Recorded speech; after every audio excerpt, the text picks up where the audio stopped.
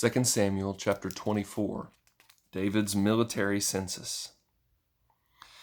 The Lord's anger burned against Israel again, and he stirred up David against them to say, "Go count the people of Israel and Judah." So the king said to Joab, the commander of his army, "Go through all the tribes of Israel from Dan to Beersheba and register the troops so I can know their number." Joab replied to the king, "May the Lord your God multiply the troops 100 times more than they are, while my lord the king looks on. But why does my lord the king want to do this?" Yet the king's order prevailed over Joab and the commanders of the army. So Joab and the commanders of the army left the king's presence to register the troops of Israel. They crossed the Jordan and camped in Aroer, south of the town in the middle of the valley, and then proceeded toward Gad and Jazer. They went to Gilead and to the land of the Hittites, and continued on to Dan-Jan and around to Sidon. They went to the fortress of Tyre and all the cities of the Hivites and Canaanites. Afterward they went to the Negev of Judah at Beersheba. When they had gone through the whole land, they returned to Jerusalem at the end of 9 months and 20 days. Joab gave the king the total of the registration of the troops. There were 800,000 fighting men from Israel and 500,000 men from Judah. David's conscience troubled him after he had taken a census of the troops. He said to the Lord, "I have sinned greatly in what I've done. Now, Lord, because I've been very foolish, please take away your servant's guilt." David's punishment. When David got up in the morning, a revelation from the Lord had come to the prophet Gad, David's seer. "Go and say to David, 'This is what the Lord says. I am offering you 3 choices. Choose one of them, and I will do it to you.'"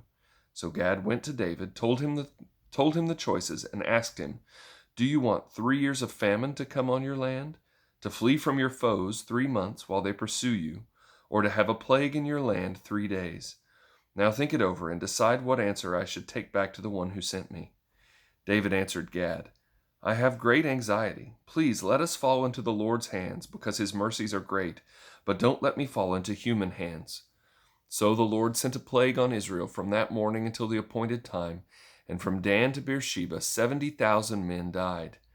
Then the angel extended his hand toward Jerusalem to destroy it, but the Lord relented concerning the destruction and said to the angel who was destroying the people, "Enough, withdraw your hand now." The angel of the Lord was then at the threshing floor of Araunah the Jebusite.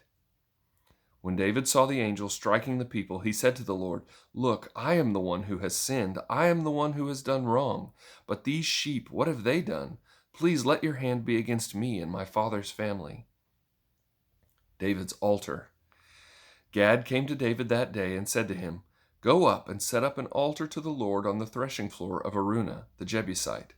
David went up in obedience to Gad's command, just as the Lord had commanded.